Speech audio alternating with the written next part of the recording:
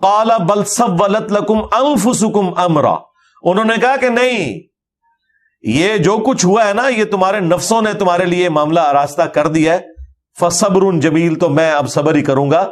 یعنی جس طرح یوسف علیہ السلام کے کیس میں تم نے میرے ساتھ کیا تھا نا، وہی کچھ میرے بیٹے کے ساتھ تم نے کر دیا.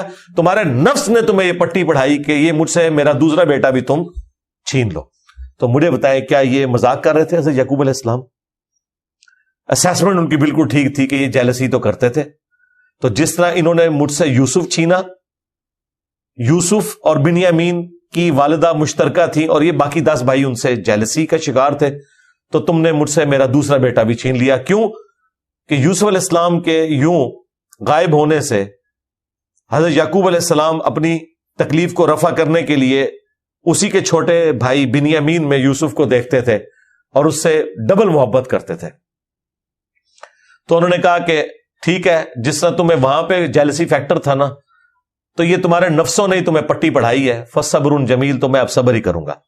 اس کا مطلب ہے کہ یوسف علیہ السلام کے والد یعقوب علیہ السلام کو، جو وقت کے پیغمبر ہیں، ابھی تک نہیں پتا، ورنہ وہ کبھی یہ الزام نہ لگاتے. ایک نبی کے شان ہے کہ وہ کسی مسلمان کو تو چھوڑ دے، کسی کافر پہ بھی اس قسم کا الزام لگائے کہ تم لوگ مجھ سے غلط بیانی کر رہے ہو، تم نے خود یہ سارا کام کیا. ان کی اسیسمنٹ تھی یہ. اگر علم غیب والا معاملہ ہوتا تو کبھی یہ بات نہ کرتے. علم غیب تب ہوتا ہے جب اللہ تعالیٰ اپنے پیغمبر کو بتاتا ہے، اس کے بغیر کسی کو علم غیب نہیں ہوتا. اور پیغمبر کے بتانے کے بعد پیغمبر اپنی امتوں تک پہنچاتے ہیں. اسی لیے پیغمبروں کے لیے ہم نبی کا لفظ استعمال کرتے ہیں، غیب کی خبریں دینے والا. نبی کے لیے جو علم الغیب یا غیب کی خبر نہ مانے وہ تو مسلمان ہی نہیں ہے. لیکن عقیدہ یہ ہے کہ اللہ کے بتانے سے انہیں معلوم چلتا ہے، نہ کہ وہ خود کوئی کمپیٹنسی ایسی حاصل کر لیتے ہیں. وہ کہتے ہیں میں صبر کروں گا. عسى الله ان ياتيني بهم جميعا، قریب ہے کہ اللہ تعالیٰ میری ساری اولاد مجھے واپس کر دے. یعنی وہ بیٹا بھی جو بڑے والا وہاں پہ رک گیا، یوسف بھی واپس آ جائے، بنیامین بھی واپس آ جائے.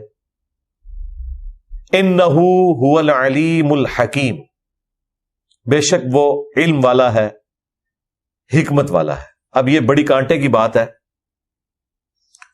جب مشکلات اپنی پیک پہ پہنچتی ہیں نا تو ان مع العسر یسرا، ہر مشکل کے بعد آسانی ہے.